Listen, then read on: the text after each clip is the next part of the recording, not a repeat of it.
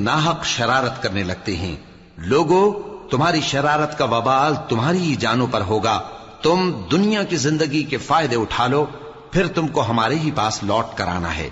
उस वक्त हम तुमको बताएंगे जो कुछ तुम किया करते थे। दुनिया की जिंदगी की मिसाल में किसी है कि हमने उसको आसमान से बरसाया, फिर उसके साथ मिला जुला सब्जा जिसे आदमी और जानवर खाते हैं निकला, यहां तक कि जमीन सब्जे से खुशनुमा और आरास्ता हो गई। और जमीन वालों ने ख्याल किया कि वो उस पर पूरी दस्तरस रखते हैं।